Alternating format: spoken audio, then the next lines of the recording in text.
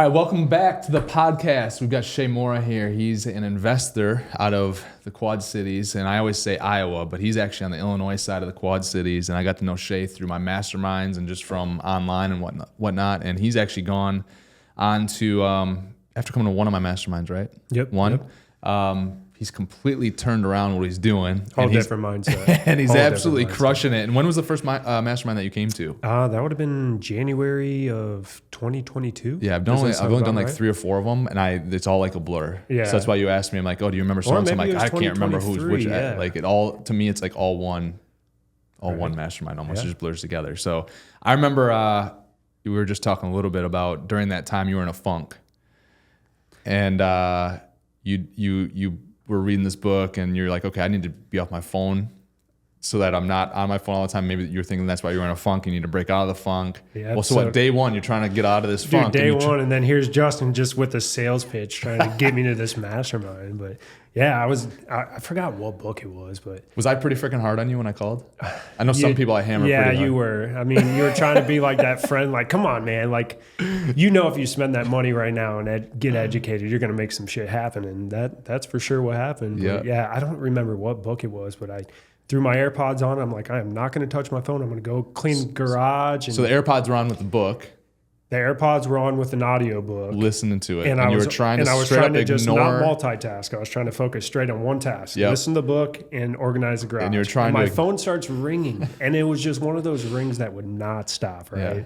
So I'm like, all right, let's go see who it is. Boom, what do you know? Justin Spaulding. So I was like, all right, got to answer it. Answered the phone call, and that's when you started hitting me with that sales pitch. Come on, man, you got to go to the mastermind. You're not going to regret it. I'll give you your money back if you're not happy. If you hate it. And I think at that time I was at like, man, it was getting a little rough. I was probably around like $8,000 in the bank account, and the ticket was around $4,000. So it was a big jump, but I took it, and it's probably one of the best dollars I've ever spent. That's awesome, yeah, man. Dude. That right there is great. I know. That's a sweet story. I love it, and I'm glad it had that much of an impact on you.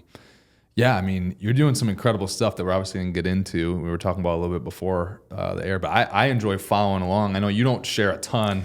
You don't share a ton I'm deep online. in the trenches, man. I know I'll be there, but but like the stuff you do share every now and then, I'm like, oh, sweet, or I hear about it, or I ask how it's going, and you like give me an update. I'm like, man, that's awesome, because it inspires me. Like what a lot of people don't realize, even if when I'm mentoring people, I get a lot out of it because I like to see people succeed.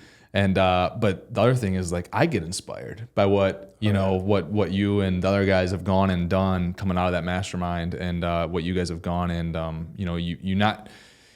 the cool thing about you is you didn't just come to just kind of soak it in. You're also doing, right? And I think part of it is the ticket price, right? Like you just said, you spent 50% of the money that you had on in the bank, to come and get there. And that's part of the reason that the ticket price is the ticket price as well, because I know people are going to be committed. And it's actually crazy. Like I used to do a lot of free mentorship, and I just don't even like to do it anymore, because I'll spend my so much energy and time. My time is the most valuable thing now. We were just talking about this too, how your time is becoming more valuable and whatnot. And as you have success, your time becomes so valuable. I hate giving up my time, and so I don't want to give up my time for free for someone who's not committed to the advice that I'm going to give. And so it's like, so that now you're going to actually go and do it because you're going to feel it a little bit up front. Yeah, and that's the thing I see all the time too. People, you're a real estate investor? I've always wanted to do that. And it's like, how do I do that? I'll give them the answers to the test, right? It's like, here's the answers. Go take the test. Go do it. Go out and buy your first duplex or fourplex or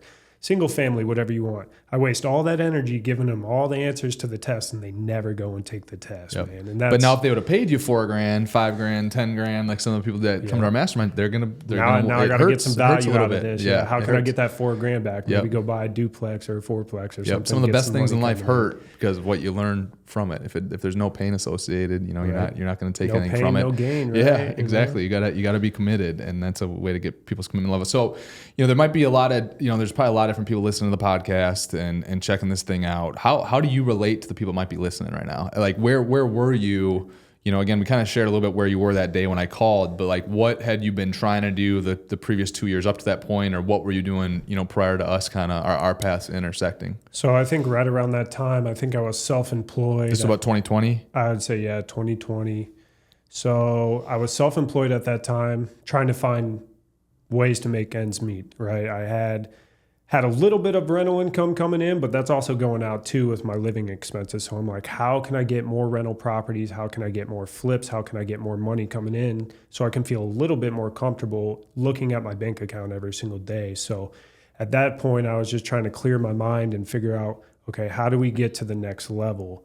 And that's when I've been watching you on Instagram for quite some time now, and I just knew multifamily was going to be the space I wanted to be in. So, yeah, I mean, I was just trying to figure out ways to get more rental properties and went to your mastermind, and it kind of opened up the big picture, right? Why do it small scale? If you're going to do it, let's go big scale. Let's think big, right? Because when you get bigger, you might have more problems, but when you're bigger, the money can subside and get all those smaller problems away. So it's a resource. Yeah. It's a resource that you can use to get the right people in place or to help solve a problem, right? Yeah, you know, like I think you got a story about a water heater at a fourplex, right? When you first started, same thing for me. When you're at that smaller scale and that furnace goes out or that water heater, you're like, shit, you know, another $3,000 out the door. It was like 3 or 4 months of my cash flow when I first, I'm like, oh my God, what did I do? Yeah. So now when you get to that scale, it's like, oh, what's a water heater anymore? Call the plumber, go throw it in, you know, write it off, move on to the next. Don't even feel it. Yeah. You said you had a property. So what was that first property that you had? So I'm going to go back a little bit before this, right? When I first got started, I was in college, played baseball for 2 years at a JUCO. During that time, I'm a broke college kid, right? So I'm like, how can I get... Does this take us back to like 2015? Would be, I graduated high school 2014. All right. Landed a scholarship, full ride for a JUCO, baseball, Carl Sandburg in Galesburg, Illinois. Played baseball there for 2 years, and again, back to being the broke college kid. We had ramen noodles, eating bologna sandwiches, all that fun stuff. And I was just like, man, I got to figure out a way to make money. College is awesome and everything, but I want to start the next chapter.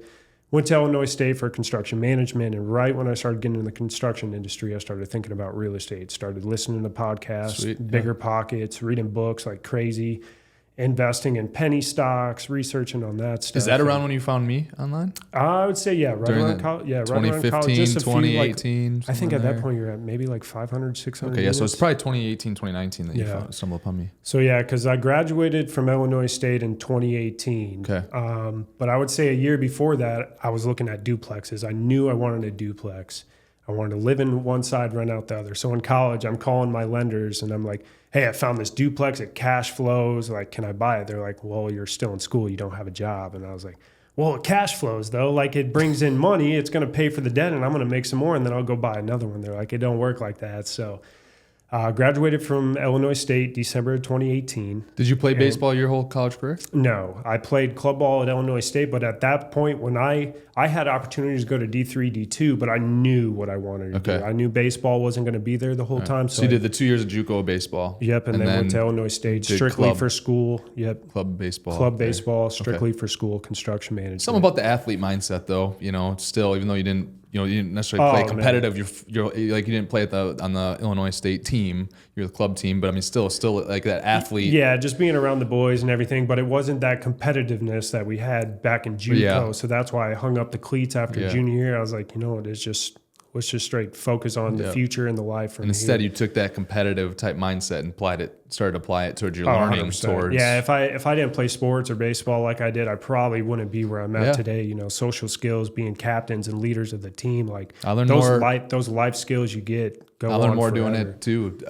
Being a captain of my college football team 3 times, and the work ethic put in there, and having to deal with people and solve problems every now and then.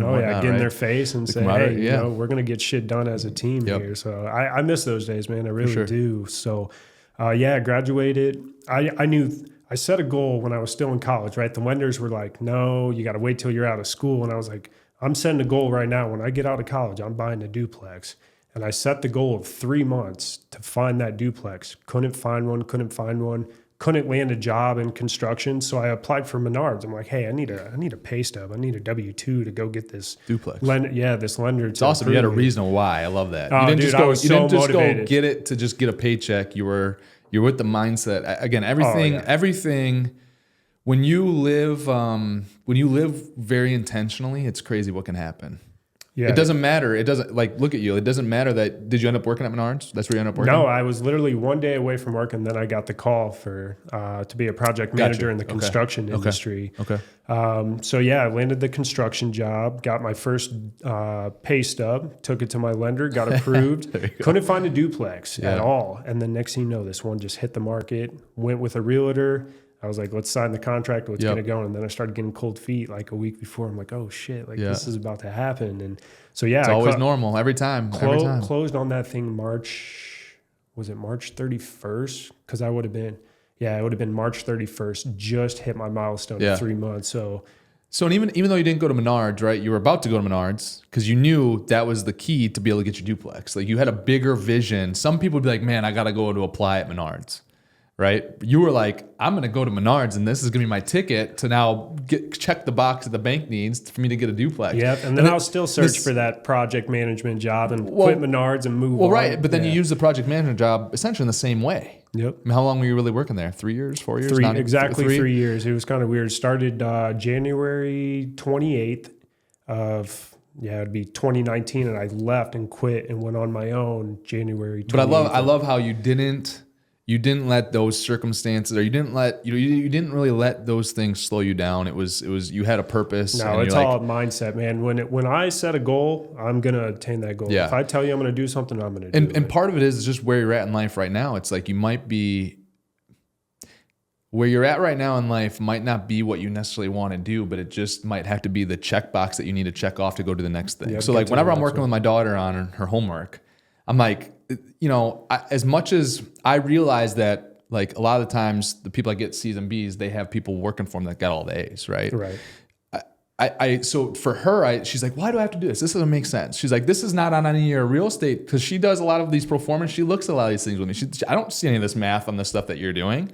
I'm like, you're 100% right. But this is right now, this is what for school for you right now at 11 years old is how you learn to overcome challenges. So I'm less concerned about you and what you actually got on some of this stuff as opposed to I care about you figuring out how to get an A on that, like preparing, right? Be prepared. Go get an A, because that teaches you how to prepare for stuff that you need to prepare for.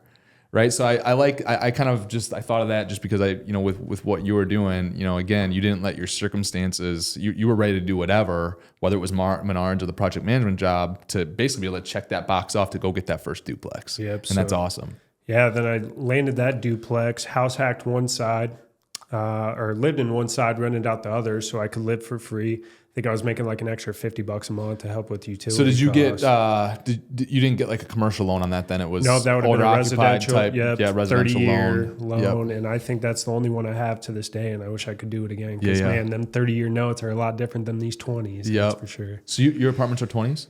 Yeah, 20s. Okay, they won't go 25 right now unless it's really, bigger. I think it was like 32 units or something. Yeah, the tightest one we have is 25-year. Most of our stuff, I mean, we get a lot of interest-only stuff as well, but most of our stuff's 30-year, majority if it's amortizing. Yeah, I got a really good relationship with my lender, so usually I'm buying really good deals that it still makes sense to do 20-year. Yeah. Plus, I'm getting faster debt pay down, so if I ever need a refi, you can pull it out and go to another one. Yep. So it still works. Yeah. But that's awesome too, because you're not allowing. That's another thing is that I always come across people like, oh, I can't get the right debt terms. There's always like an excuse. Certain people always make an excuse, and it's like you've already shared so many things where it's like you didn't let it become an excuse. Nope, you didn't let a 20-year amortization become an excuse. You figured it out. You found the deal. You made it work, right? Yep. And that's the fun thing about real estate, right? We got to get creative in this. If a deal won't work one way, we're going to find another way to make it work, right? So yeah, that's what I've been doing for the last 6 years now, is trying to find creative ways to make real estate deals work. How many investors do you have? 0. That's awesome too. All 100% ownership. Yep. I love that. Yeah. I love that. So what was one of the first books that you read? Do you remember? Firsthand, like that had the most impact. You might not remember the first book you had, but like what was the one that you made the big impact? Of course, Rich Dad Poor Dad, right? A classic. But The Slight Edge, and I'm actually reading that right now. I'm about halfway through. Is that Malcolm Gladwell? I can't read. Joel, do you know who that? I can't remember off the top of my head. I don't remember the author, but I know the book. Yeah, I've heard the book. Like, yeah, I've heard the book too. I've heard of the book, but too. I'm actually halfway through it again, so I'm reading it for the second time. So it's just talking about like, you know, taking massive action, discipline. You know, you got 3 lines. You got your failure, maintaining, and success. Right? A lot of people, they're at that failure line, get all motivated. Hey, let's go, and they get to that maintain and get comfortable. Well, the slight edge is talking about keep doing that. If you want to get successful, keep going beyond that. A lot of people like to coast once they get to that line, and then boom, you're right back to failure. You never coast. You're either getting better or you're getting worse. Yeah, I tell you have to. Again, it's a thing I try to. So I coach my 11-year-old soccer team. So we're U12 soccer right now, and we've like been on a great run lately. And I've started to talk to the girls about, hey, look, you guys have worked so hard. You've started to create this upward momentum, this upward trajectory. We just got to keep going. Yep. One of the girls is like, and she's one of the hardest workers. She's like, well, can't we just go like this for a little while? I said, I'm tired, Coach. I said, you could, but what do you think is going to end up happening if you do that? Take your hand and keep going. And she's like, and she automatically I didn't have to say anything. At 11 just years like, old, already understands the concept. I'm like, you never stay the same. You get better, you get worse. Yep. And, you know, if you're ever trying to stay the same, just you expect things to change for the negative, you know, not too far behind that. When you start getting comfortable, that's when you should start getting worried, right? Yeah. Because it's like you too right now. You were mentioning before the show that you're out there looking for a lot of deals. It's hard to make a deal happen right now, or just like sellers aren't willing to budge. And I'm like, well, you putting in all that work, just keep doing it, because that's you going like this. And then what's going to happen is there's just going to be a waterfall of deals that come through. Now, like, equity is going to be a problem. You're going to need to figure that out. 3 years later, it's like, man, I called you like 3 years ago. Yeah. You're now wanting to sell? Okay. Had that happen so many times. All that work that I put in 3 years ago is starting to pay off now. Yep. So. I've had that happen so many times. It's insane. So, cool. You've got no investors. How many apartments do you have right now? Currently at 84 units. So you buy these deals. What's your mindset behind the deals? How can I increase revenue and decrease expenses? And I wouldn't say take it from Class C to Class B, because we all know that's kind of hard, but it's how can I turn these units into market units that are super nice, that it's going to appreciate my asset and take care of me as well as my tenants. Yeah. Yep. And that's kind of what we've been focused on, is truly take it from a C to a B, or you know, B and take it up, just because. And it all depends on location too, right? You know, some people are like, okay, I'm going to take this D asset and you know, I don't mess around with the D's anymore. I walk away. No matter how good it is. I had a murder in the parking lot of a D property that I'm just not really. It's not worth it. But you know, some investors' mindset is, oh, well, that's ran down. I can put X amount into this property and it's going to be a C class. It don't work like that. You got to change the surrounding areas around that. Yeah, the D class I figured out you can't change an entire neighborhood. You can change a property, but I'm not going to change a property. I would have needed like 6 by 6, like a block of 6 by 6 blocks to change the neighborhood to do or maybe more, 50 by 50. I don't know. But yeah, the day after I went there to collect rent, there was a murder in the parking lot, and I'm like, that could have been. Now, the tenants really like appreciated what we did, because we did a lot with the property and turned the property around and took care of their service requests and whatnot. But you didn't know who was crossing through that property at a certain time that maybe didn't know who you were, or whatever, or didn't care who you were, and that's kind of what happened. It was like a drug deal gone bad, and you know, as far as we were aware, it was none of our tenants that were involved. Is that true? I don't know. Who knows, right? But so that was the lesson. I'm like, and then every time after that, having to go collect rent, I'm like, you know, looking over my shoulder. I'm like, you know, and it's just something I don't want to do anymore. So I don't try to change neighborhoods. We look at the properties. We try to change the properties, and you know, but that's really what we're actually focused on right now. Actually, spending more on our capex to put into units. Try to take care of everything from day one. Yes, 100%. Yeah, and that's what I'm battling right now in this 52 unit deal. Is You're having to go slower a little bit. Going slower because I don't have that cash burn. I don't have that cash, so I have to wait for new move-in security deposits and cash flow coming in every single month to then burn it again. And that's what we're trying to do. It's like 96 unit that we just bought. We got $2.3 million that are going to go into that. Like we got it right now. Our goal is to touch everything at the property in 8 months, right? But now you got everything taken care of. We get our rents up, right? Now we can refi all that money back out, rinse and repeat. That deal is still cash flow after that. So that's a new model that this last 18 months we've really been after, and that's where we're shifting our attention and focus. Because the other thing is we kept buying a lot of assets, right? We got, you know, having around 2,000, 2,100 units. With us, since we were kind of piecemealing it together, we would never completely be done with an asset, and then we'd pick off another one. And now our attention is this way, right? So now it's like when we pick something off, like we're focused on getting that thing done 8, 10, 12 months max. And then we don't have to really go back and do anything there again You for just 5, keep 7, 10 have years, your right? service techs maintaining things. We from maintain there. it. You're not doing big CapEx repairs. So now we can pull our money back out, roll, rinse, and repeat, you know, and not have to worry about that one as much. You know, I mean, we bought a property in 2019. It's 199 units, and it's like, you know, just the way that we set that one up, it's like every single month or quarter, there's something that kind of goes sideways or unexpected, or because we didn't just take care of it right from the get-go. So it's kind of it's part of our. I think that we're gonna our unit count will probably grow a little bit slower over the next 1 to 2 to 3 years maybe than what it had been. But I think ultimately it's going to set us up where we're going to have some explosive growth, because once we're out of a project, we're going to be done, and then we're going to untap so much equity, hopefully hang on to that project for a long time, and then go to the next one. But making sure that you have the capital up front. You know, I mean, one of our other guys, Zach, in our program, he's going through. He bought he's crushing it right now. He's crushing. He's doing great. But he kind of the same thing. He bought 80 to 90 unit building, and they've got like a third of the way through. And now the cash is a little bit tighter. They're going, and he actually had a great process set up. They were achieving their rents. They were doing the capital expenditure projects and the rehab of the units faster than what he anticipated and everything. But it just came to the point where it got to be a cash crunch. And so now it's slowed down based on how much cash flow they have every month. So now instead of doing 6 a month or 8 a month, they can do 1 or 2 a month, right? Which is going to really slow them down. So for him, he's like, oh, I really learned what you were talking about there. I should have paid more attention to that, what you were telling me when we always say, right? Everything takes twice as long and costs twice as much. And I see that every single project. Yeah. So, and then, I mean, like you said, scale. I really liked what you said at the beginning, at the top of this too, is you said, scale helps you solve a lot more problems. So like our scale has allowed us to hire someone like Steve on our team, who's a director of facilities, and he brings just a wealth of knowledge where like we're getting so much more done actually for cheaper than we were ever getting it done for. And it's like a higher quality and everything, but it's a guy that knows exactly how to write a scope out and how to do these things to perfection. And he's brought a lot of these standard processes in, and so we're seeing a huge value from that. And again, but I'm not able to do that with no scale. That's what I was going to say. How'd you get there, right? You had to scale up to get to that point. Had to scale. Right? And didn't you say you fired yourself as the CEO? I fired myself, a year and a half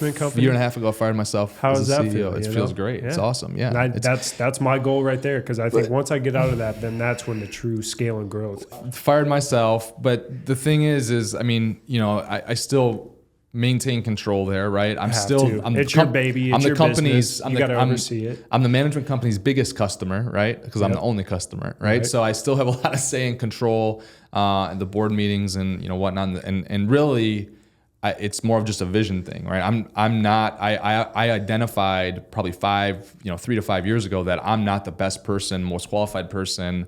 I should not be number one on the depth chart when it comes to being the CEO of a property management company. And I was able to accept that and let that go. And a lot of people, I think, are like, no, I can't let that go.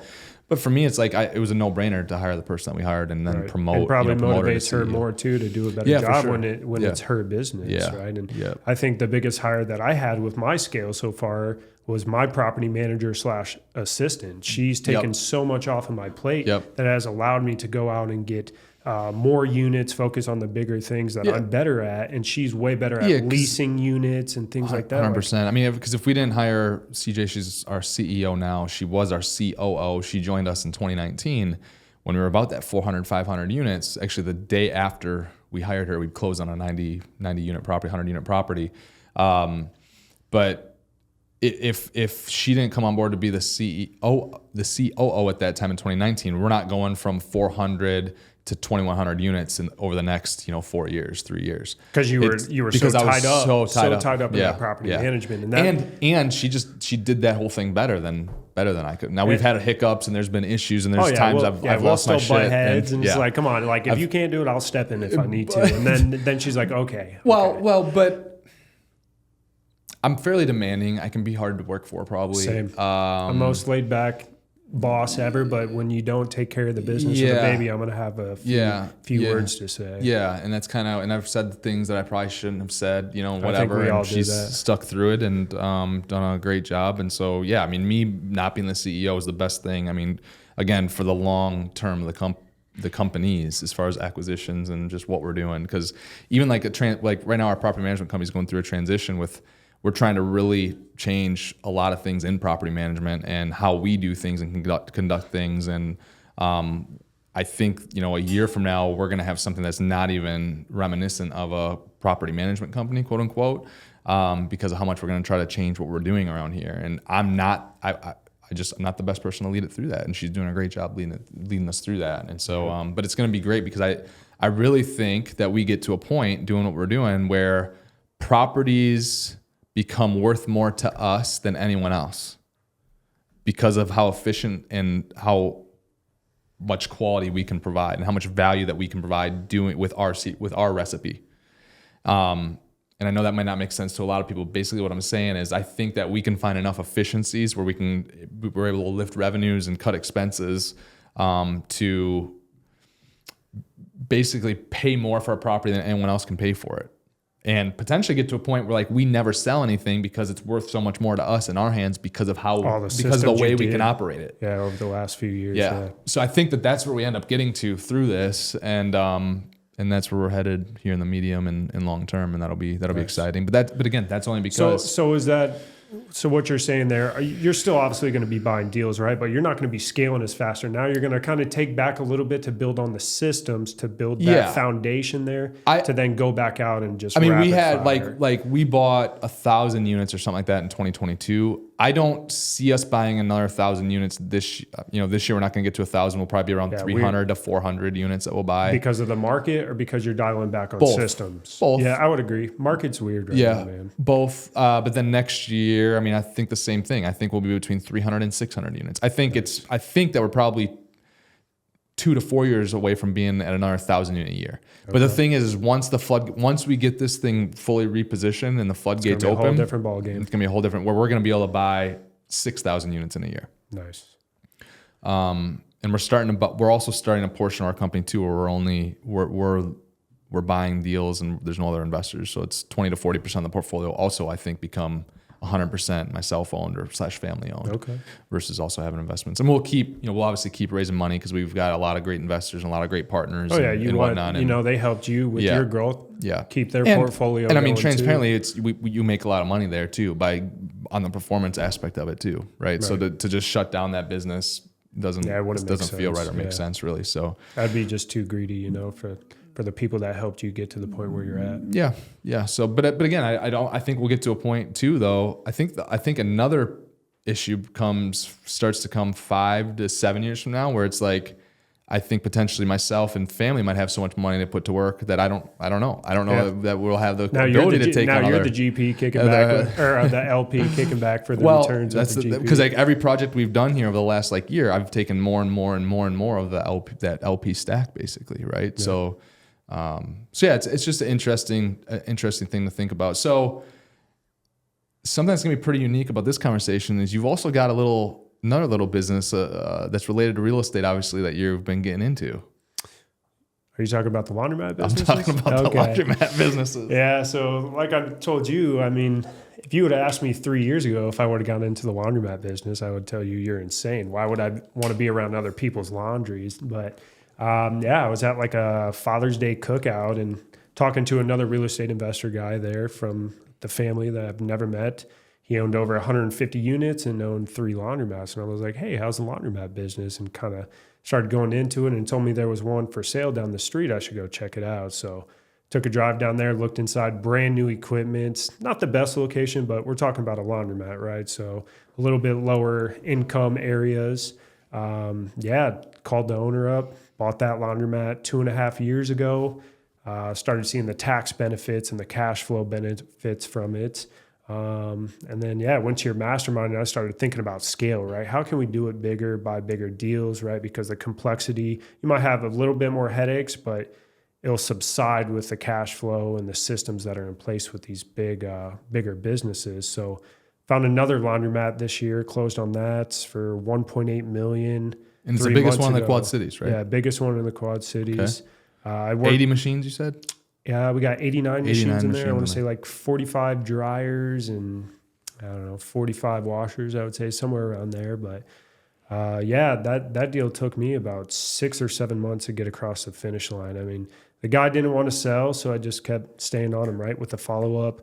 I think it took about 5 lunches with this guy to finally secure the deal. Okay, cool. What's different between, I guess, from the ownership standpoint and the investment standpoint? What's different between laundromats and apartments? But then also like the operational end, both of those. So laundromats are pretty, I would say, passive, right? Real estate's passive too, but you gotta do that on the front end. Laundromats, they can stay, machines are staying turning as long as you're keeping up with them. I would say laundromats are more of a tax benefits and cash flow. It's kind of hard to go in there and try to multiply the equity in the business like real estate, right? We can go in, we can increase income, decrease expenses, take your cap rate, figure out how much you increase that value. Well, with the laundromats, you can't really do that. You can drive your cost up on your washers, your dryers. You can decrease expenses, but at the end of the day, someone's only going to pay a certain multiplier for that laundromat. So it's more of a cash flow play, where real estate, we can really do some stuff with equity in that business. With both your laundromats, do you own the real estate or you rent? You lease space? So the first one I bought, I had the option to buy the real estate, but I did not like the location, right? So going back to the D-class real estate, I don't want to own that stuff. So I said, hey, look, great demographics down here for a laundromat. I'll buy the laundromat, but I'll lease it. So I leased that for 10 years. Now this one that I bought for 1.8, I bought the real estate for that. It was a no-brainer. I mean, it's the busiest road in Davenport, Iowa. So I secured that as well as the business. And that's single tenant? You're the only? I'm the only tenant. So I have 2 separate LLCs for protection purposes who also pay rent over to that. And then eventually, if I do sell the laundromat, I'm going to keep the real estate because I'm going to do that till the day I die and do a triple net lease with that building. Okay. That's sweet. That's cool. I like that. I was reading the book on Bill Marriott. So his father, J.W. Marriott, started, and actually Marriott hotels, I didn't even realize this. They were in restaurants. That's where they like a lot of restaurants. Like, yeah, big time. Before they ever had hotels, they were Deca or Sentai millionaires in restaurants. And they also actually were the biggest company that would provide. So like if you take I don't know what airlines they exactly did, but like on Delta, when you get your food on a Delta flight, they used to do that. So they used to provide the food services to flights and all that stuff. So, but Marriott, what they ended up doing was, they have the hotel management business. And then there's also obviously someone owns that real estate, right? Well, it was like the 80s or something like that, somewhere in that time frame where they actually split off the 2 businesses, and they had a real estate holding company and they had the management company, and they saw a lot of value there. And I guess with what you were saying just made me think of that. It's a really interesting book. You should read the book. You should read the book because I'm thinking about laundromats, and it's like, well, yeah, you're right. I mean, that's probably the best way to do it. Is to keep it. I mean, I'm sure there's a lot of laundromats out there that it's just one business is my guess. I don't know for sure, but I feel like there's a lot. Honestly, I want to say, and don't quote me, obviously there's some laundromat gurus out there, but I want to say there's more lease because you see them more in like those like outlet malls, those strip malls. That's where that's where a lot of laundromats go. And a lot of times you don't think that that's an owner that owns a laundromat. You think that they lease it out. I'm going to say at least 60 to 70% of them are leasing. It makes a lot of sense to have it be a separate standalone, obviously. Yeah. But like something that's not usually standalone is like storage units. Right. I mean, usually, at least how we owned our storage units, it was the same entity that operated the storage unit business that, owned the property as well. So I pulled an SBA loan on that for that big laundromat deal. And they wanted me to have the real estate holding in a separate company and have the business as different.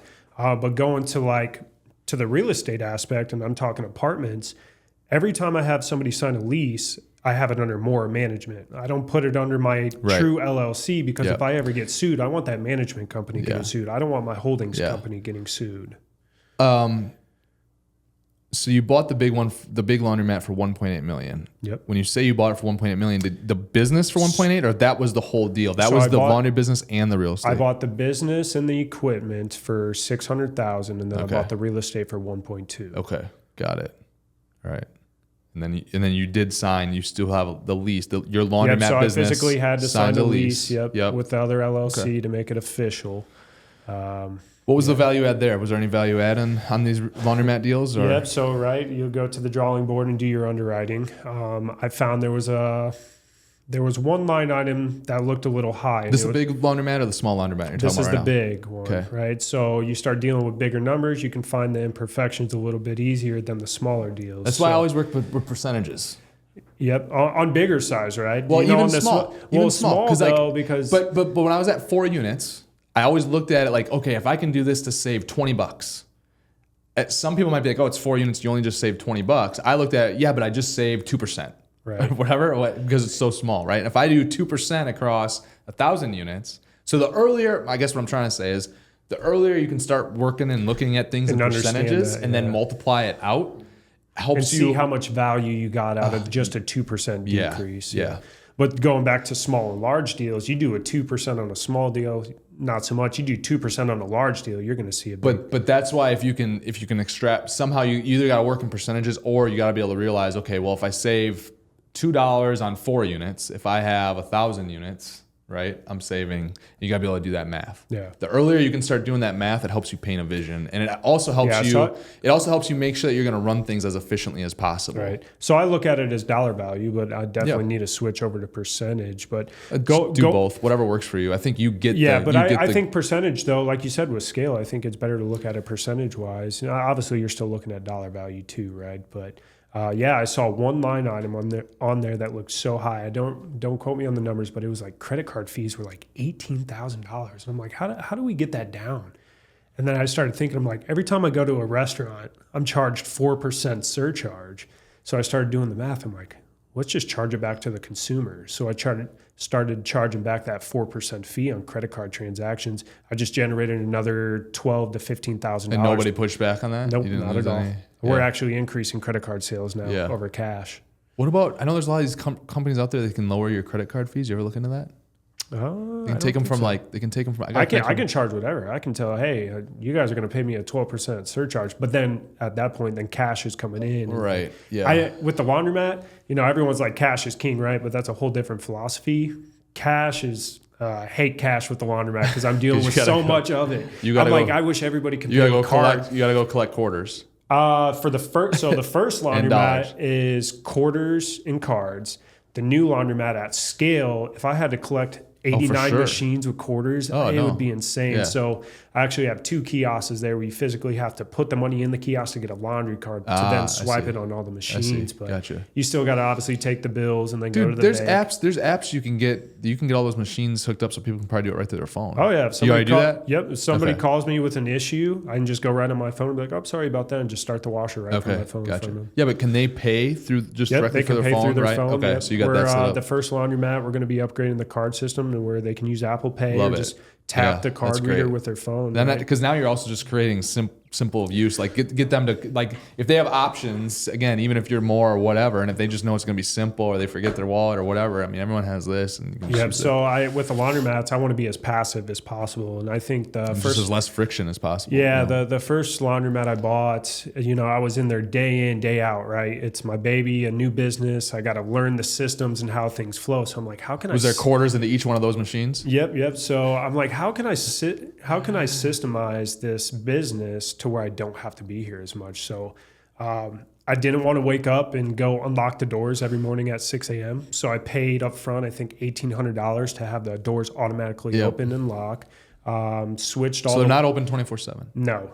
Just because of people coming in and sleeping and homeless people coming in, and especially in the winter in the Quad Cities. Oh yeah, definitely. Yeah, homeless people. I mean, we got it pretty bad in Davenport, but nothing too crazy like your bigger cities. Yeah. But something that's open 24/7 in the winter. It's definitely a little hut where they can all hibernate in there. For sure. We're pretty adamant about being on the cameras, and we can talk through and be like, hey, if you're not doing laundry, you need to get out of the building. And 9 times out of 10, they're out of there. Yeah. That I would say that consumes more of my time, but I also do that to take care of my business, so my customers have a good environment to go to. Yeah.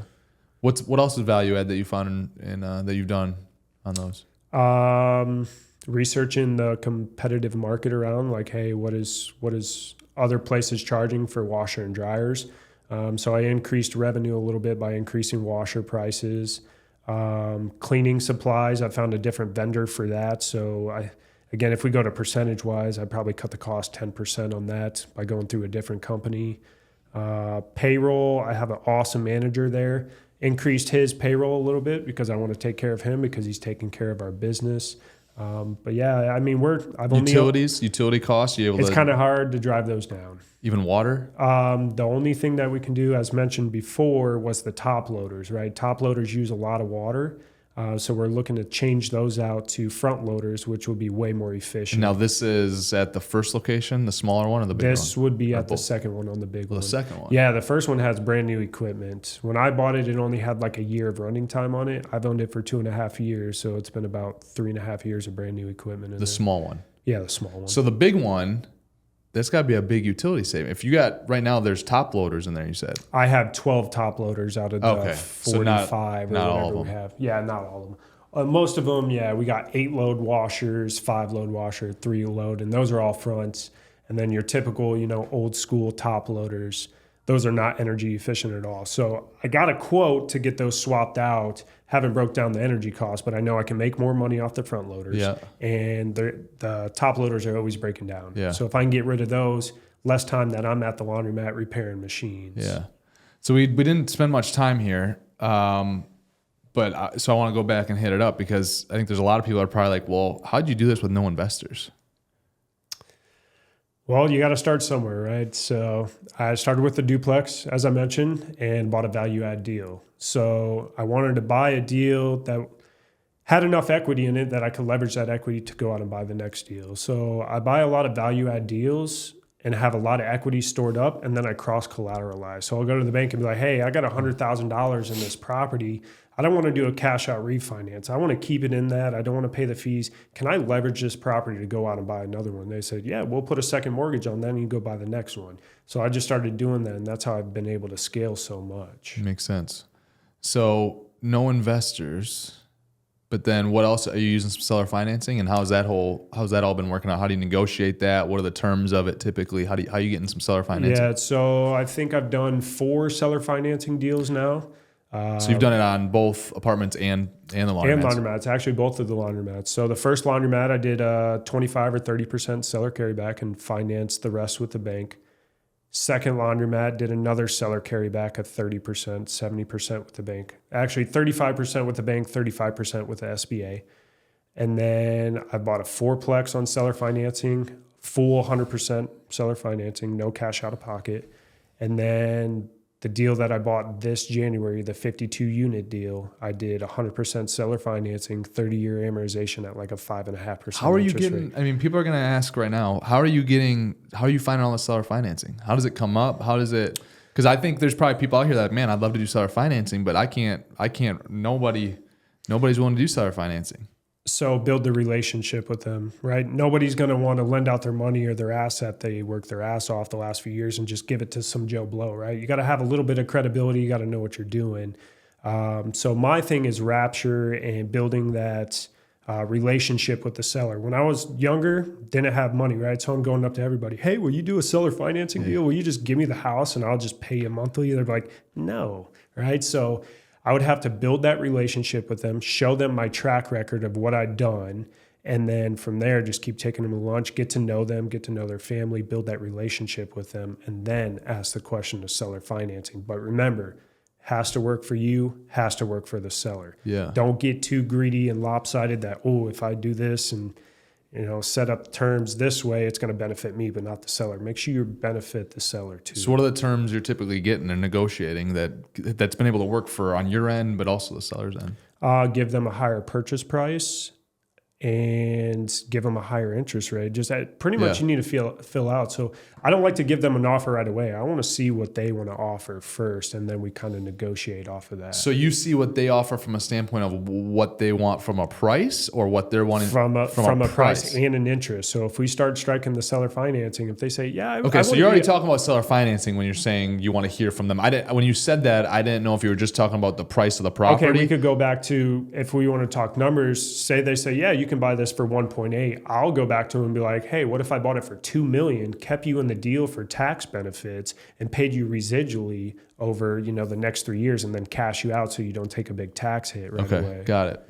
Okay, so you're kind of throwing a lot at them right there, but then it's like, the $2 million. I mean, that can obviously get someone's attention, right? Because I mean, even at that point, if they're getting more than their purchase price, plus then on top of that, they're going to get all that interest. So I mean, getting more than your purchase price is almost also like a higher interest rate as well on the seller financing, right? Yeah, and some people will be like, yeah, I'll do it for 10%. It's like, all right, let's go up a little bit on purchase, but let me drop that interest rate. And I always like to give sellers like 2 to 3 different options, right? For sure. Because if you give them one option, they're just going to throw it out the window. If you give them 2 or 3, it's like, okay, let's think about this a little So what's bit. an actual deal? Like which one of those examples was where they came and they said, hey, I'll do it for this X price. And you actually went back and said, we'll give you a higher price. Did you actually do that? Or is this? I have done that on a 4-plex deal that I did like 4 years ago. I can't quote the numbers because that was some time ago.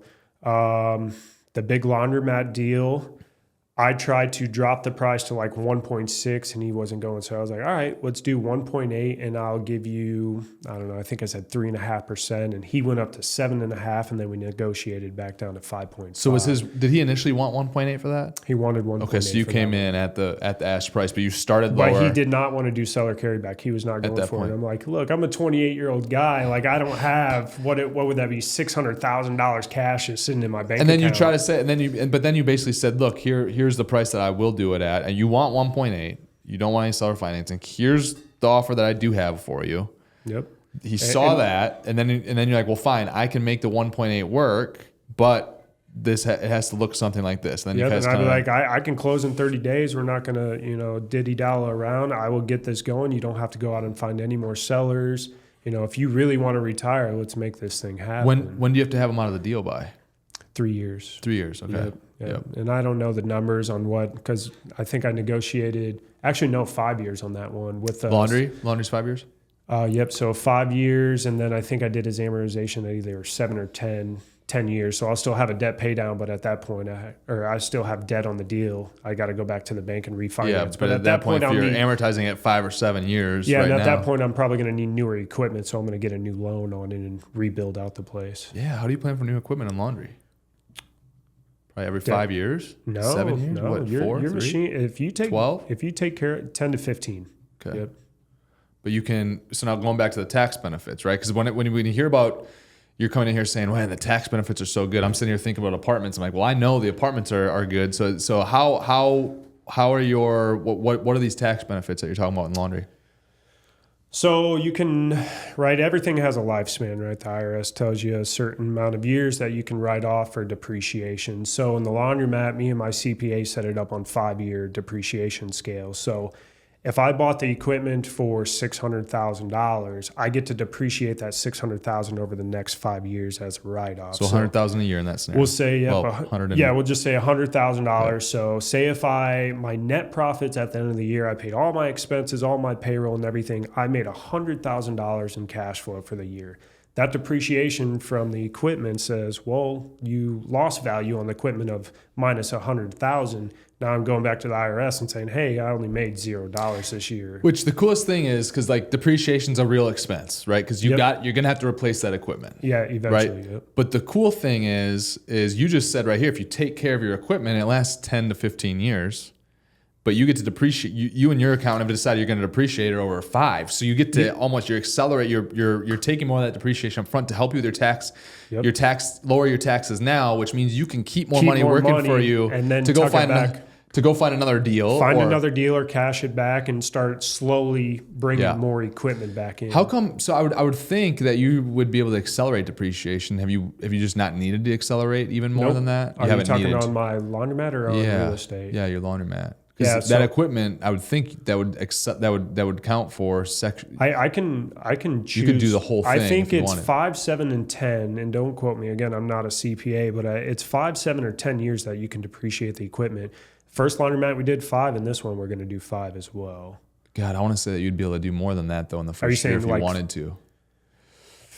That'd be a good CPA question. I'd have to talk to him. I don't need to. You don't need it. Right? Yeah, you don't need it. If you don't need it, you don't need it. Yeah, if we go into cost seg, I haven't done any cost segregations on any of my apartments because every single year I show negative 50, negative $100,000 taxable income, which is good because now if so we do around here we do accelerate our depreciation because I'm trying to right away or after capex is put into the building. Right away we'll do it. Right away. Yeah. Okay. Because that's a big thing that we need. You need that for because you're rehabbing for 12 to to 18 months. So you want well, and the thing is like so like this year right now, right? If I don't buy another deal, or if I don't, accelerate depreciation, I probably got to write in $500,000 to $700,000 to the IRS, right? So we're buying. How can we keep our money and reinvest that, right? If I got to cut a check, so I'm basically gonna be like, I should be able to get rid of about all of that with the deals that we're going to buy, and then accelerate the depreciation. Now we don't have the 100% bonus depreciation anymore, and that's what I was talking about. That was a year or two ago? It's phasing out, right? Yeah. So this year I think it's down to 60% of. So you're saying I need to do a cost seg and get that going here. Well, you wouldn't even need to do a cost seg, I don't think, on laundry. I think once you bought. I'm saying with my apartments. Oh, with your apartments, yeah, you could do a cost seg if you want to accelerate that. But again, if you've already owned them for a few years too, kind of, I think at this point it depends how much you've used and what. I mean, you're only 3 years into it, so. Well, but 50, still, yeah, you'd still compress it, because instead of the 29 or 30 years, 29 and a half years, whatever it is, I mean, you'd still compress. But the cost seg, what that does in the apartments, right, is that basically the IRS is giving you different thresholds for different flooring. Yeah, so not everything's off. So like asphalt's not treated the same as a cabinet and flooring. Like cabinet and flooring is like in the 5-year bucket. Yeah, but to speed it up, because what is it, 27.5% normally? Yeah, you've got like your 5-year bucket, your 7-year, 10-year, but yeah, instead of it being 29 and a half, you're compressing it, right? So now again, so instead of, and that's why over the last 10 years, I've only had to pay income tax like in 3 of those years because of the depreciation from the new deals that we bought. So that's why whenever I have a big chunk of money come in from a sale, from a refinance, I'm not looking to spend that money. I'm looking to reinvest that money to get the tax benefits, to keep that money working for me. And I want to do the stuff that we do off cash flow. Right. The cash flow that continuously keeps coming in every single month. How can we keep the principal? How can we put the principal to work? Keep the big chunks. Use the big chunks so you can keep that growing, get more cash flow off of it, but also get tax benefits from. Yep. That's a big thing. I love real estate for the tax benefits. Yeah. A lot of people are like, well, how'd you lose that? But you're still haven't filed bankruptcy, and they don't understand what depreciation actually does. And it is crazy too. People think they get, I'm going to go buy a house because I'm going to live in my house and get tax benefits. Like, dude, I could care less about the tax benefits I get from living in my house, because it's nothing compared to being in business. I mean, it's nothing. You're not getting anything. I can't accelerate the depreciation in my house and use it as a tax benefit and whatnot. So cool. What piece of advice would you give people to go out and buy, apartment deals if they're just getting started? I mean, like go back to you. Like if you would have told yourself 3 different things that you had to do kind of when you were feeling bad about yourself or whatever, when we kind of first started talking, you came to the mastermind, right? Like what are 3 things that someone that's in a rut right now, like you are, they don't want to get out of bed, or they don't want to go do anything. They're pissed off. They feel like life's going the wrong way for them, and they really want to turn it around, but they just can't break out of it. How can they go about breaking out of it, do you think? Man, that's a tough question. I mean, one, I'm going to say, who are you surrounding yourself with, right? So if you're in a rut, is it because of family and friends? You're around negative energy all the time. So how can you get out of that negative environment and try to find, or even just cut down the amount of time you're in that negative environment, right? Right. Don't have to cut them out completely if you don't want to. That's too big. But how can you take the 30 hours a month you're spending with them and cut it down to 10? Yeah. Right. Even something like that. So that would be one thing, is negative environments. How can you get out of that? 3 things. Doesn't have to be 3. Yeah, to get out of it. I'm just trying for you. Got you. me thinking over here. I'm trying for you to go back to like where you were at and like how'd you ultimately get out of that? Because like what you're doing right now, you own 100% of the businesses and the real estate that you have with no other investors. And how old are you right now? 28 years old. You're 28, and this is 4 or 5 years after you're like down in the dumps, not able to figure it out. Like how many people right now are down in the dumps because of the economy, because of the election, because of the whatever it might be, right? So what else can they do that maybe you did? I'm not telling you to make it. Yeah, I know. Don't make anything up. Go back to where you were and what'd you do. Don't make excuses, don't procrastinate. That was me, man. I always felt like the victim, or making an excuse like, oh, well, I can't have 100 apartment units because I was raised by a single mom and don't know my dad, right? That's an excuse right there. Go find, some energy and drive and let that be the reason why I'm going to get 100 units. Another thing, I don't know, man. So the people you're around, focus on that. Get away from limit your excuses. Limit your excuses, and realize that everything takes time, right? It's not a get-rich-quick plan or a scheme or anything that you want to say. It's like everything takes time. It took me 6 years to get to 84 units, and that's nowhere close to where I want to be. But now I have set the foundation, and that snowball effect's really starting to work now. Yeah, and I couldn't agree more. Obviously, it takes time, but the cool thing is people also have heard my story. They've heard your story. They've heard a lot of other people's stories that I've been able to help and whatnot. And they're also hearing a lot of things of like, in 3 years, I've been able to do this. In 6 years, like your story is 6 years. 6 years from having, you had $8,000 in your bank account. You used 4 of it to come to my mastermind a few years ago, right? But like you've turned so much around in the last 3 to 6 years.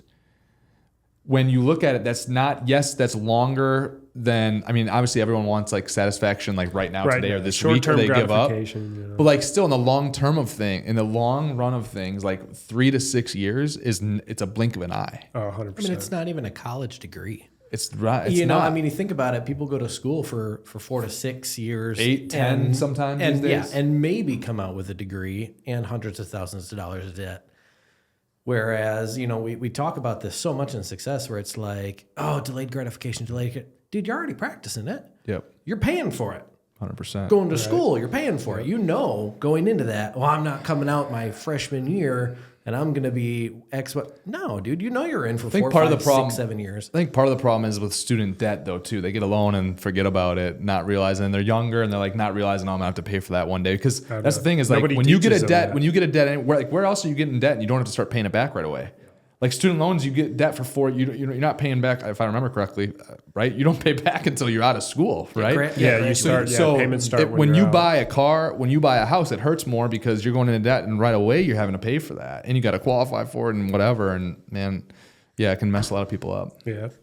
I mean, that's another thing going back to live below your means in the first few years. Don't think, oh, now that you got the money, go spend it. Reinvest that shit. Let that work. Let that work for you. The sooner you can start, the better you're going to be off later in life, because that snowball effect, it's going to start building and building and building. Yeah. So where do you think you go from here, and how are you going to get to where you want to be? What's next for you? And how are you going to do it? I need to start finding deals and let sellers start opening up more. I mean, I'm submitting LOIs and I can't get nobody to open up and sell their properties. I definitely need to start getting into more capital raising if I want to get to where I want to be. Do I think I can get to 1,000 units, all 100% ownership? Yes, I do. So where I would interrupt you and cut you off right there, and where my mindset's changed over the last 3 years is I used to be solely like unit count based. I'm like, it doesn't fucking matter what the unit count is. Right. I remember the first time I thought about this, like it was like 3 years ago. It really doesn't matter. The number that's more important is how much cash flow you want to be able to do what you want to do in life, right? And be able to go do things. I remember seeing the whiteboard, right, on the private jet.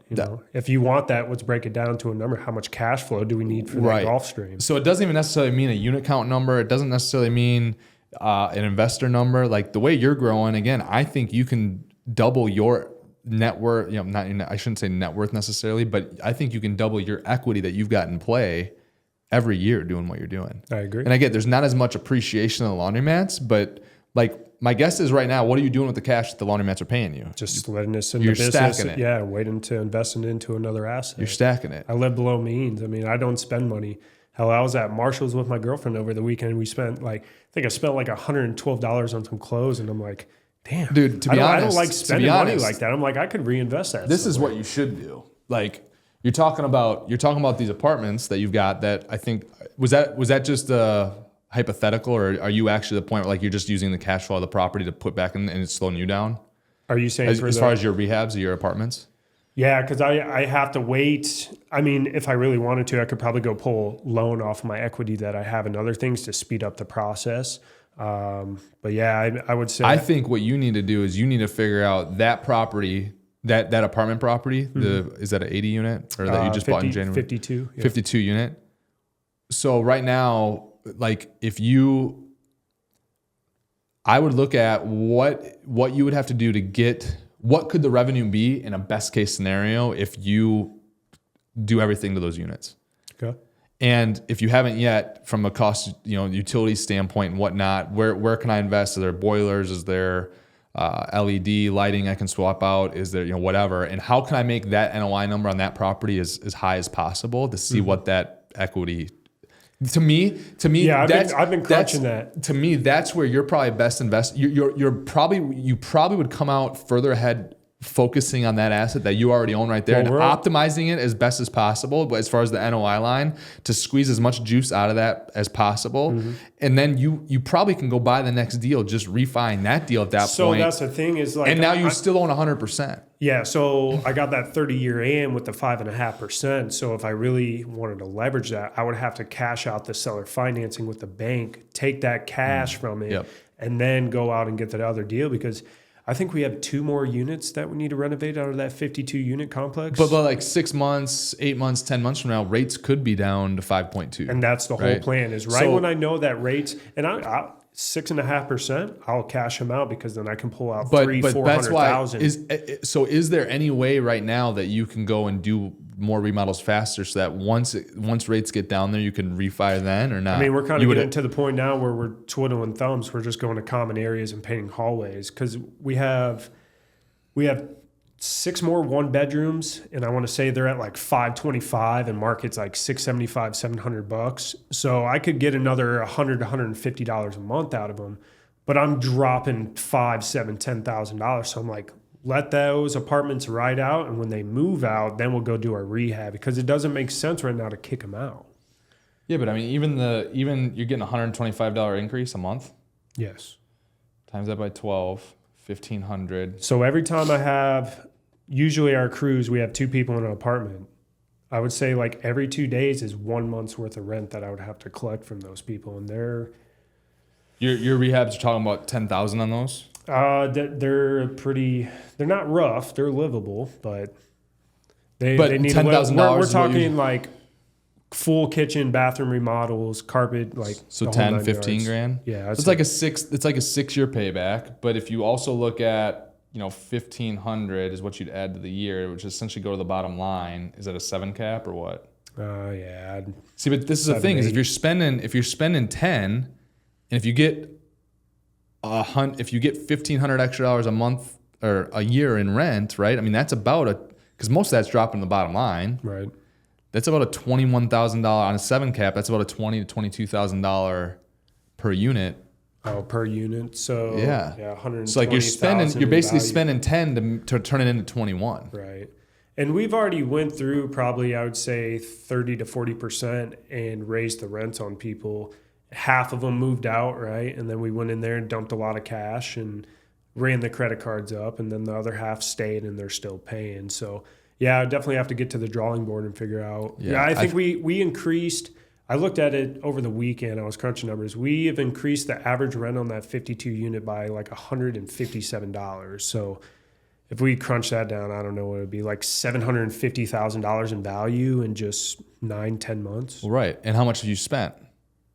Nowhere near that. Well, right. Yeah. So what I'm trying to say is like your best focus right now, like obviously you keep calling for new deals because you never want that. You want to have deals lined up, right? You never want not to have a deal. So you want to keep doing that. But like simultaneously, I would try to do whatever I can to make that NOI on that property as high as possible, as soon as possible. Yeah. I remember you saying speed kills. Like how fast can we get that done? That's what and then boom to the next project. That's what you should, that in my mind, you're better off doing that than trying to go and get partners and go do another deal. Because that next deal, yeah, because that's the next deal you can probably do by yourself again with potentially with the refi of this. I think I would be able to cash out $300,000-$400,000. That's a down payment for the next apartment complex. Drive the value, rinse and repeat, do it again. And now again, you're potentially at 300. Like there's a chance if you play that right, you're at 300 or 400 units a couple years from now, but you own it all. I do, and you have no investors, and there's nothing wrong with that either. Yeah. Yeah, and back to like the 1,000 units, right? So I always set a goal that I wanted to have 100 units, and now I'm at 84. I'm like, what the hell is 100 units, right? So now I set the goal. After I left your mastermind, I'm like, I want 5,000 units. I was all fired up, and I was like, all right, let's scale this back a bit. Let's go down to 1,000. And I still talk in units. But if we want to talk numbers, like I would love to see 10 million in net worth. But the thing is, when I hit that 10 million, just my competitiveness is like, all right, let's go to 50. Let's go to 100. Right. Why stop now? Right. But I think the thing that'll change your life the most is, again, the cash flow, right? That's going to come from a lot of this stuff, right? I think that's always and so yes, you can obviously break that down and kind of figure out, okay, this is probably about ballpark how many units I need. But I think I don't know, what's really changed my mindset is, again, over the last 2 or 3 years, and the more time that goes by, the less concerned I am about overall unit count. I agree. Versus versus again, the actual cash flow and the value that I've got. And again, I think that's part of the reason why there's some of these deals I don't necessarily want any investors. Because there's also there's a lot that comes with investors too. Oh yeah. You have to raise the reports, when you reports. sell a deal and break down all the waterfall, right? And so when you're already, I don't think you doing what you're doing, you've gotten to where you're at. For you to go and accomplish your goal, to me it's figuring out your operational side more so than figuring out more investors. Because I feel like you're going to have the money for the deals. I don't. And like right now, you haven't even needed money because you're doing seller financing. Yeah. I mean, I find like I said before, you got to get creative, right? You got to find a way to make the deal happen. So, I mean, the seller financing has definitely been some icing on the cake for these deals to get to my scale. But I don't really hunt. I don't hunt for capital. I know if I want to get the capital, I'm sure I could find it. Yeah. But I could definitely do some cash out refis because I think between my whole portfolio, my loan to value is probably 55%, 60%. I never do cash out refis. So focusing on how to optimize your current portfolio, everything, the laundry, the apartments that you have, and that's should be priority number one. And then from there, that you go from there. I don't think your priority should be, hey, let's go find an investor. I'm not saying that's what it is. I just heard you say that a couple times. So I think the next big step in my business is pulling myself out of the construction field. I'm still swinging the hammer every single day. Yeah. And I know when I pull myself out and really dial in on Excel and numbers and being a real CEO and seeing the reports, being on the phone, shooting out them emails, really trying to scale the business,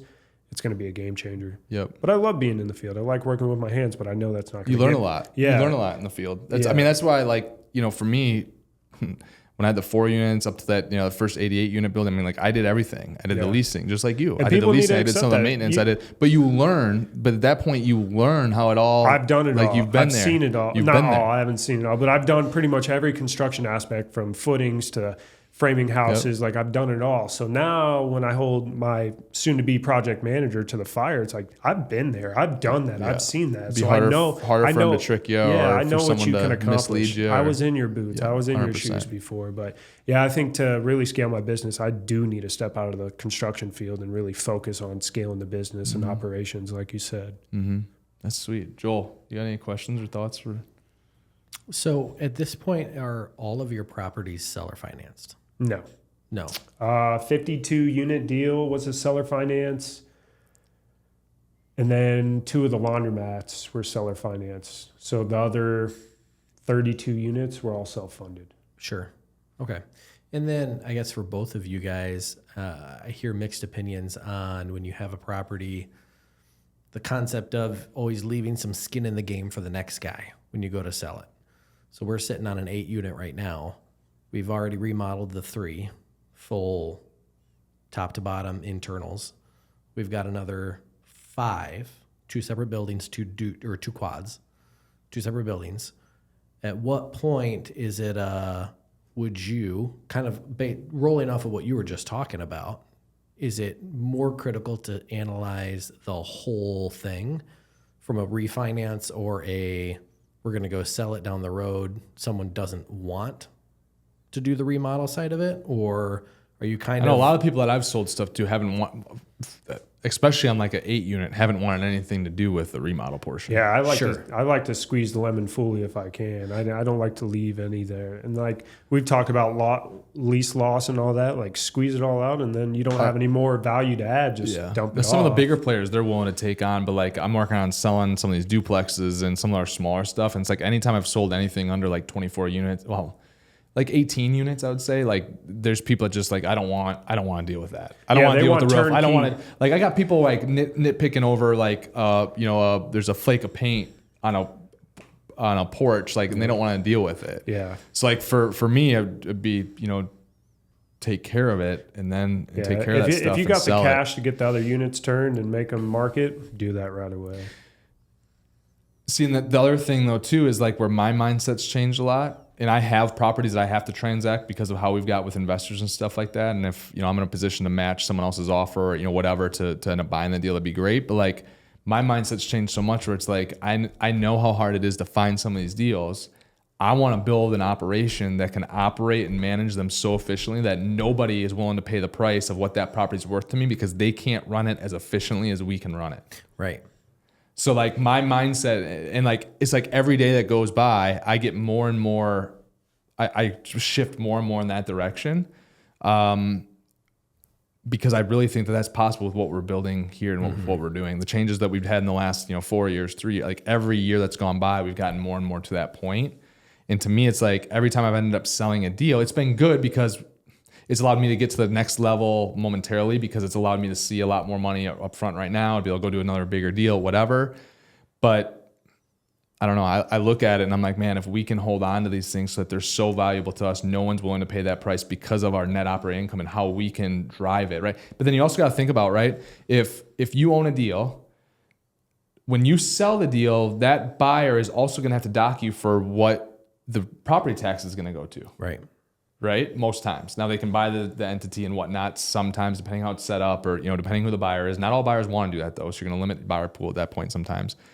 So for me, like some of these properties I look at and I'm like, well, we're already at the point with like a deal we bought in 2016 that's almost 100 units. I'm like, if that transacts right now, it's limited by the price almost comes down a little bit because of where the real estate tax is going to go to. Sure. And we're not going to do an entity, because I don't think I can do an entity transfer on that one, because we want to do a 1031 out of it. Now there might be a way someone's going to be a comment like, oh, you couldn't actually do it, whatever, maybe take on some more IRS risk, whatever. But so for us, if we hold that long term, right, our real estate tax is never really going to go, because it's not transacting, right? Will the real estate tax still go up over time? Yes, but it's not going to be reassessed to the point of what a new, like if we bought it for $6 million, the new value, like if we sold it at 12 million, like someone's gonna have to account for that real estate tax almost, doubling, right? Ours, even though it's like worth 12 million a day, is it up from the initial 6 million purchase price? Yes, but it hasn't doubled, and it's not gonna double over. So like just like being able to invest for the long term too, I just start to see, and I start to do the numbers in my head. I'm like, Jesus, like the longer we can hold on to this. Now, the other thing too that's gonna be interesting, where 5 years or 10 years from now, I could change ways again, is once all the depreciation's used up on some of these properties. Right?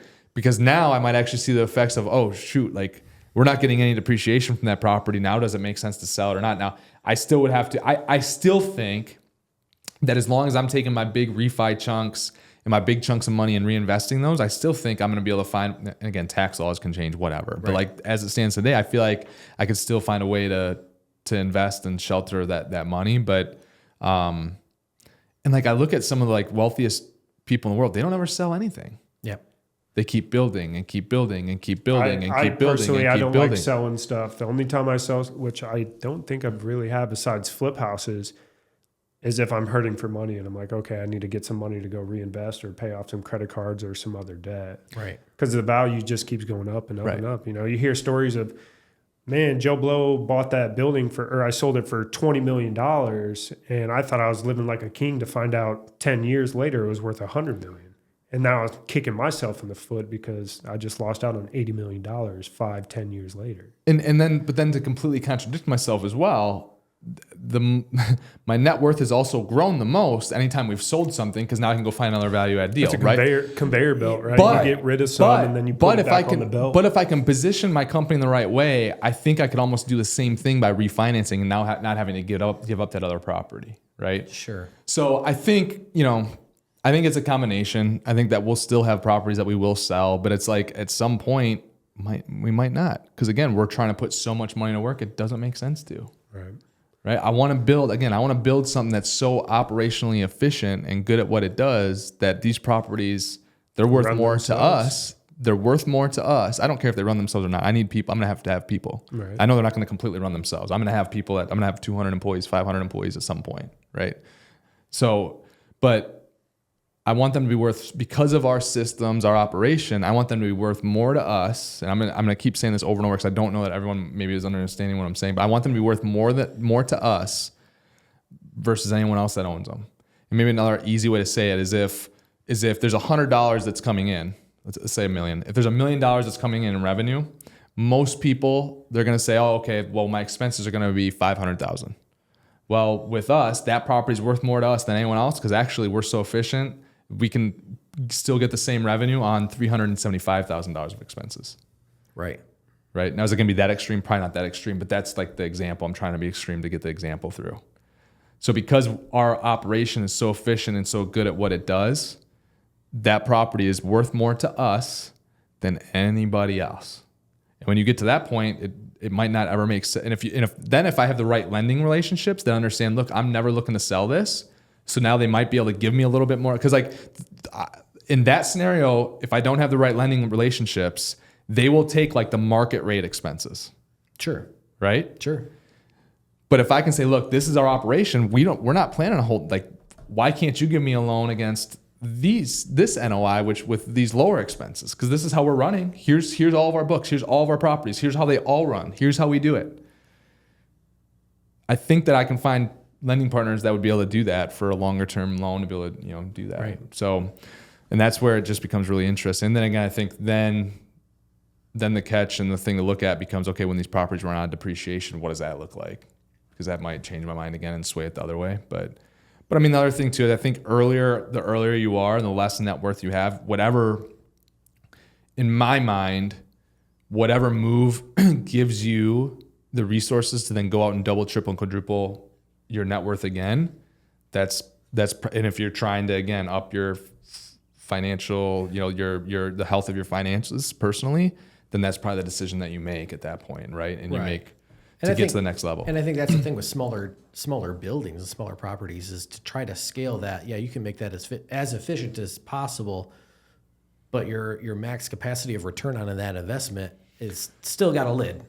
Unless there's an 8 unit next door, unless there's an 8 unit next to that, and an 8 unit next to that, and an 8 unit next to that, and an 8 unit right down the block, and then a 20 unit right. And then you pick up like the whole now, and then again that changes because now that's scale in a little bit of a different way, right? Sure. But that's like what we do is like when we go in, like I've always looked at the properties that are surround our properties, and I try to buy those. Right. Yep.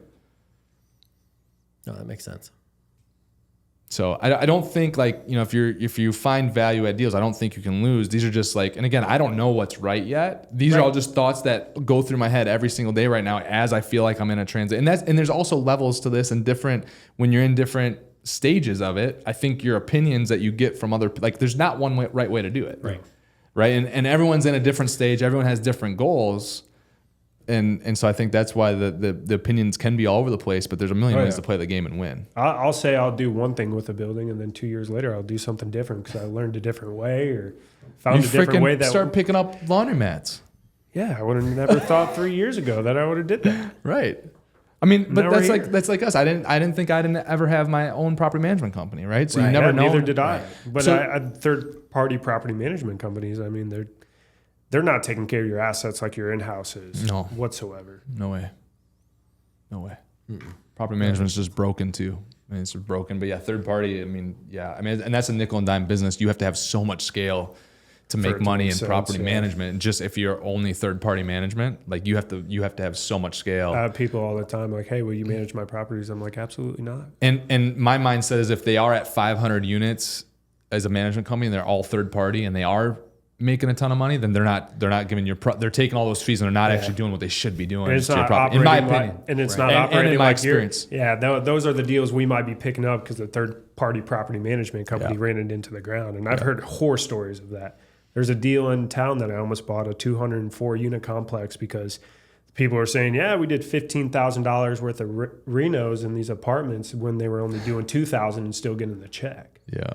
It's crazy. There's some I've heard those stories. I've heard some crazy stuff, stories out there. There's stuff of in property management. I mean, people. What was it? There was a property that the owners thought was 95% occupied. I've heard one of these before. Yep, because of the rent rolls. Yep, right? Falsifying it. But then they actually went through and there wasn't actually people living in some of those, right? Or was that what it was? And then but somehow basically they were messing with the actual occupancy. And the manager was taking the money. And with the reporting, they were able to manipulate it in a way where the owner thought everything was good. But then, over 5-6 years, they took a lot of money that way. And again, that could happen. That can happen if you control it, if you want it. But at least if you control it, you can try to have catch-alls in there and and the right systems in place to be able to try to navigate around some of that stuff. Right. So, but it's all good stuff. Shay, I appreciate you coming on, man. I hope to have you on again at some point as you keep. Hopefully by that time, again, not a unit count, but hopefully by that time, 300. It can be, dude. Don't let me completely. No, dude, I'm a big numbers guy. No, man. don't let me completely sway you away. Not at like, all. You won't. I'm You just won't, make me. sure, like, okay, well, why? Because like, here's the thing, like, if you go buy the wrong 200 units, well, that sucks. Oh yeah, that's everything I worked my ass off the last 6 years could be out the window. Now right? you're going backwards. You're like, oh shit. Now I wish I was hey, back. Justin, can I hop on that podcast and hype me up a little bit to figure it out? Right. Yeah. So that's what I would try to do is try to break it down, like for everyone, try to break it down. Like, why do you want those 5,000 units? What cash flow is that bringing you that's changing your life, or what are you wanting to do? Right. And I try to back into it that way. Like, okay, this is a dollar amount that I want because this is what I want to do, like with my family, with my friends, and how I want to do it and when I want to do it and where I want to do it. Yeah, I got it written on my whiteboard. I got $100 million minus 70% $100 million, $70 million of equity that the bank has, or 70, God damn it, 70. My brain's fried from the podcast here, but on the whiteboard, I got $100 million in assets, right? 70 million the bank owns, and then 30 million of equity 70 million of that debt, I have. 70 million Sorry, debt, brain's 30 million fried from the podcast. 30 million of equity. So like I'm looking at that number too, not just the 1,000 units, but I see that 30 million, and that's. But then also big. so then also with the equity, right? Like if that equity's not paying you, right? That sucks because there's a lot of people, especially like, coming out of COVID, right? The Peloton CEO. Oh, yeah. The Peloton CEO on paper was worth whatever, 1.2 or 1.8 or 3 point, whatever, billions of dollars, right? But it was all on paper. There was no, he wasn't really seeing the cash flow from whatever. It was all on paper. That stock went down. Now he's got nothing left. Nothing. Yeah, washed him out. Right. So the thing with like net worth and equity, that's also just a number. Mm-hmm. So like you gotta make sure that number is somehow, in my opinion, that number is hopefully paying you cash flow every single month. Right. And it's not as volatile as Peloton stock. That's my hope, right? Now real estate could be. I mean, I don't know, right? But that's what you gotta be aware of is, the net worth number and the equity number is just on paper right now. It could change tomorrow. Oh, 100%. Right. And so could the cash flows. But I mean, I know a lot of guys like the guys that I know in like 08, 09 that had apartments that end up losing apartments, they had never had like a debt coverage ratio issue. They never had a cash flow issue. It was just their loan came due at the wrong time where it was dry. There was no liquidity in the marketplace. Right, so they go to refinance this loan because like most loans, you got like a 30, there's like 30 days where there's no prepayment penalty or 90 days, no prepayment. But then you got a balloon, right? After the 5 years and after that's up, right? So they waited until the end. And if the balloon's not paid, what happened? Like they take the property. Now there's not very many of them, but there's 2 or 3 guys that I know in Madison that they lost a couple properties. They never missed a payment.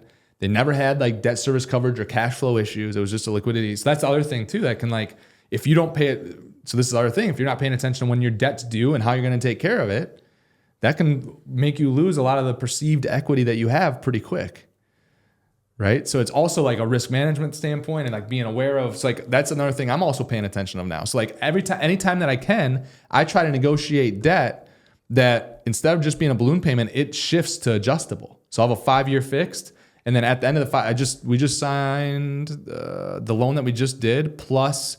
I got a loan coming up here that we're closing in 30 days on 80 units. It's a refinance. I did that on that loan. It's a 5-year term, locked at 6.1% or whatever, 6%. And it's 1-year interest only, 30-year amortization in the last 4 years. Now, instead of a balloon payment at the end, it automatically is going adjustable. So yeah, in a bad situation, like I don't have to use it, but at least it gives me more runway, right? And I talk about this all the time at the masterminds. I want like runway is time, right? It allows for errors. So for me, I hear those stories. I'm like, well, what can I do? I'm like, oh shit. Well, instead of just having a balloon payment here, let me just have it roll to, and have it be in the loan docs that it rolls to adjustable. And it's like SOFR plus 3.5%, which who knows what the rate could be. It could be 3.5%. It could be 12%, but at least at that point, at least I've got debt on it. Right. Right. They don't just take it away from you. Yeah. Because, you had a scary story, didn't you, at one point? I think in the mastermind you were talking about you had a note called due and the interest. This was when interest rates were going through the roof. Well, yeah, I mean, we sold one of those properties because, you sold it? we sold the property because we had a lot of variable rate debt through all this, and this is too much to go into right now. That'd be a whole nother topic. But we had a lot of variable rate debt. A lot of it we executed on really well for operationally. We repositioned the asset, did our CapEx, increased the NOI, refinanced out, went great. Well, there's one property where we got behind the 8 ball and operationally didn't execute for whatever reason, right? And now instead of the rate being 3%, it was up to like 8% or 8.5%, 9%, right? And with, basically we had a refinance coming up this December. Well, we just sold the property like 2 months ago, right? But if we would have had a refinance with rates where they're at today, we're not getting the same debt amount. Now, had I just locked that deal in for 10 years at the 3 point, we would have freaking crushed that deal. Right. But instead it kind of took one on the chin a would little you bit. have held that for the 10 years because your interest was so low? Yeah, could have. Yeah. So the only reason we sold is because where we were at with the interest rate, because that loan was expiring. We had to refinance in December of this year, December 9th. So, but the thing is in order to refinance, we would have had to pay down the loan because of where interest rates have gone, right? Because when we initially got that debt, interest rates were like 3%. Now they're at like, it'd be 6 or 6.25. So we would have actually had to refinance. We would have actually had to put in $1.25 to $2.5 million. That's a different ball. And then I'm doing the math on that. I'm like, okay, well now should we do that? Because here's the asset. I'm like, it makes more sense for me to take that $2.5 million and go buy a different property than put it back into this property in that scenario, based on what we were doing and how we were operating. Makes sense. Yeah. I don't know, just food for thought. Anyways, Shay, thanks for coming on the podcast. Appreciate it, man. Best of luck to you. I hope people get a lot out of this. Do you have any closing remarks? No, I appreciate you having me. And, anybody that's looking to get started, don't make excuses, go find a way to make it happen. Make it happen. Compress time. Don't procrastinate. Make it happen. Thanks, Shay. Thanks, everyone, for listening.